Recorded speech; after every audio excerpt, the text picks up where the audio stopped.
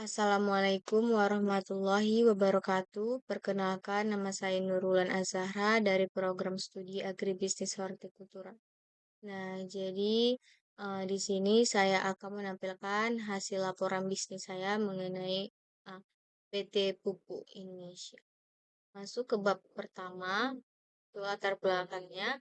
Dalam konteks dinamika bisnis yang terus berubah, PT Pupuk Indonesia memainkan peran vital dalam memastikan kelangsungan dan pertumbuhan industri pertanian dan agribisnis di Indonesia. Laporan ini bertujuan untuk memberikan gambaran menyeluruh tentang kinerja perusahaan selama tahun 2020 serta merumuskan rencana penjualan untuk tahun 2021 yang diharapkan akan membantu pengambilan keputusan yang tepat bagi perusahaan. Tujuannya yaitu memberikan pandangan yang komprehensif kepada para pemimpin perusahaan tentang kondisi, pencapaian, dan arah yang diambil oleh perusahaan. Sebagai pemangku kepentingan utama, para pemimpin perusahaan memerlukan informasi yang mendalam untuk membuat keputusan strategis yang tepat guna mencapai tujuan perusahaan. Lanjut masuk ke bab 2, yaitu isinya. Nah, di sini ada tinjauan kinerja tahun 2020. PT Pupuk Indonesia berhasil memecahkan rekor produksi pupuk tertinggi serta volume penjualan untuk produk tertinggi. Penjualan untuk produk pupuk dan non-pupuk di tengah pandemi COVID-19.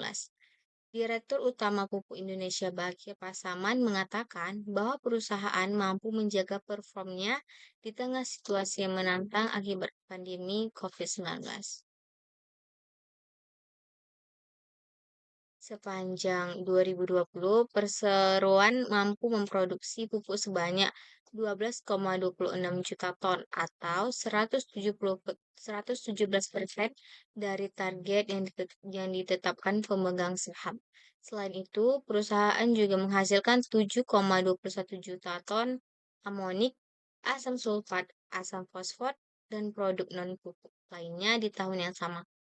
Total volume produksi sepanjang 2020 untuk pupuk dan non-pupuk mencapai 19,38 juta ton atau 118% dari RKAP. Nah, di sini ada data produksinya pada tahun 2020, kinerja produksi pupuk dan amoniak.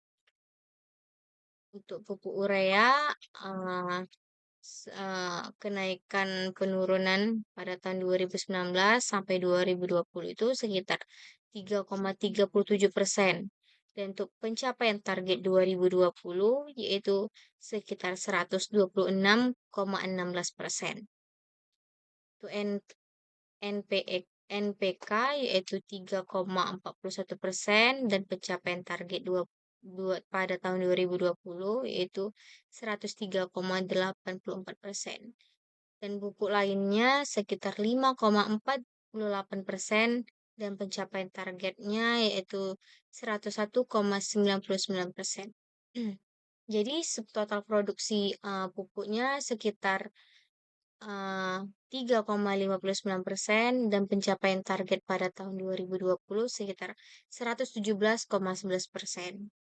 Untuk non-pupuk, amoniak kenaikan dan penurunan pada tahun 2019 dan 2020 itu sekitar 1,81% dan pencapaian targetnya 121,23%. Untuk non-amoniak 4,27% dan 106,67%.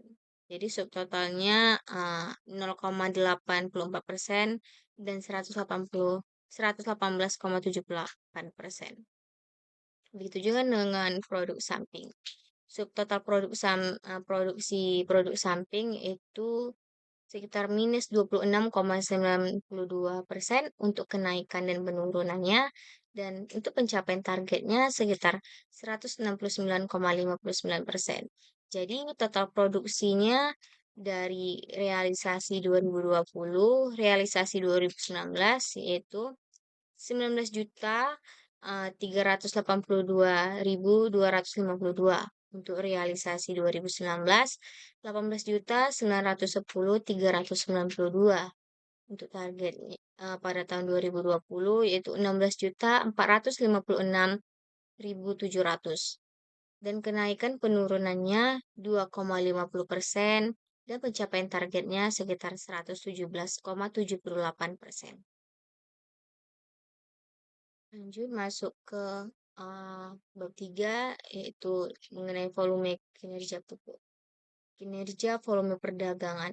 Nah, di sini pada tahun 2016 nih, untuk pupuk PSO sekitar 183,123 ton. Untuk pupuk non PSO sekitar 36,90 ton. Dan untuk produk lainnya sekitar 63,281 ton. Pada tahun 2017 juga untuk pupuk PSO-nya 183,251 ton, pupuk non PSO 50,295 ton, dan produk lainnya sekitar 37,204.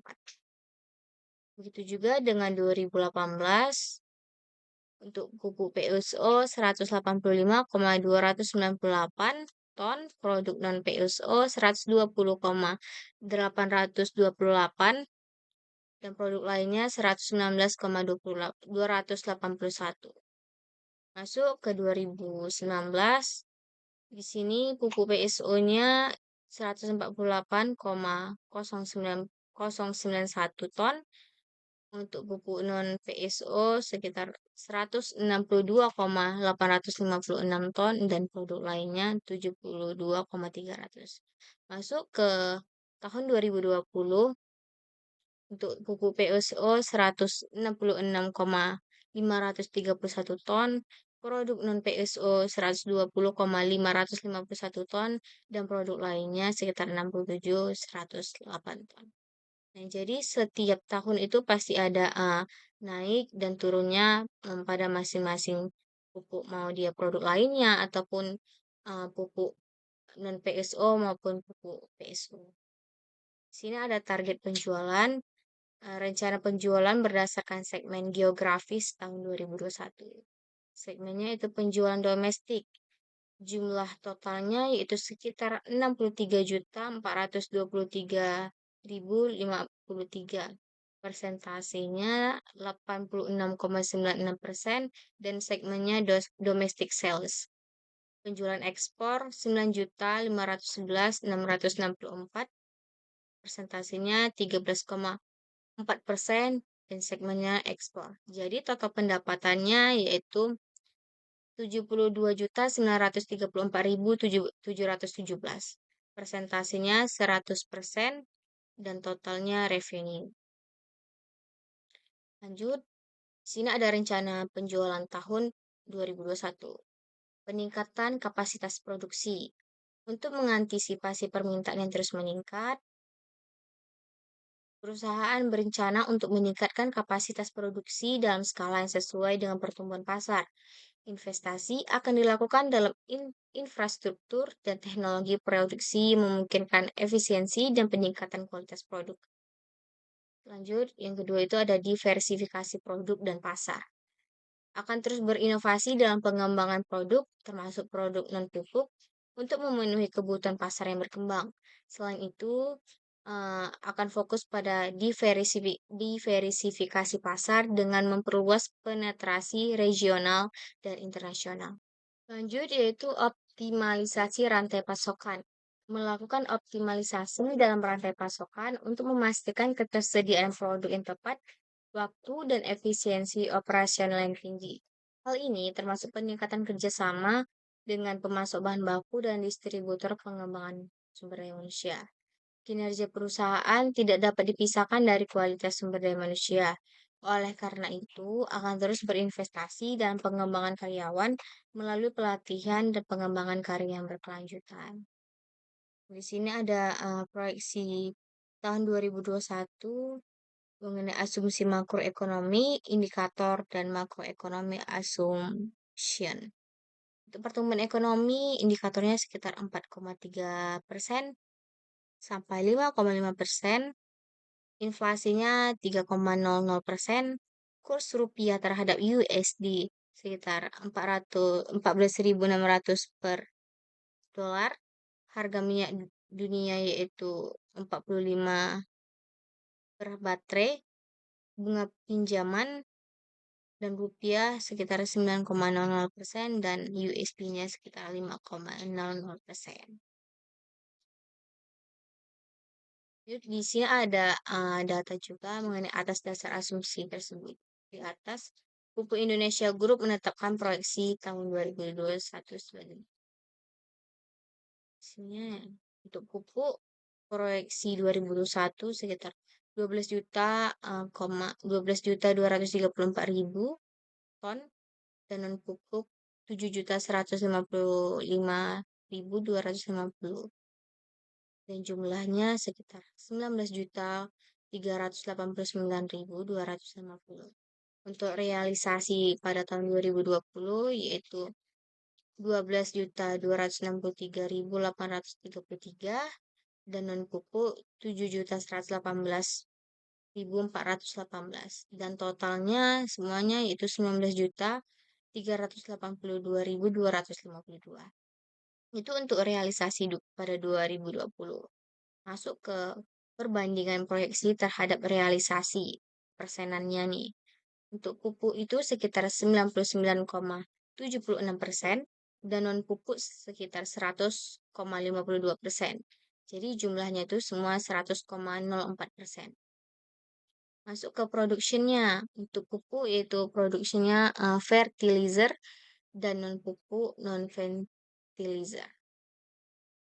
Jadi di sini saya menyimpulkan bahwa pemerintahan melakukan peningkatan alokasi penyaluran pupuk bersubsidi di tahun 2021. Akibatnya, perusahaan mengalami penurunan proyeksi penjualan pupuk non-subsidi karena fokus pada penjualan pupuk bersubsidi. Caranya yaitu meningkatkan efisiensi operasional untuk mengurangi biaya produksi dan meningkatkan produktivitas. Berinovasi dalam pengembangan produk untuk memenuhi kebutuhan pasar yang terus berkembang serta memperluas penetrasi pasar baik di dalam negeri maupun internasional untuk mendiversifikasi risiko dan meningkatkan pangsa pasar. Cukup sekian presentasi dari laporan bisnis saya. Apabila ada kesalahan kata, saya mohon maaf. Saya undur diri. Assalamualaikum warahmatullahi wabarakatuh. Selamat malam.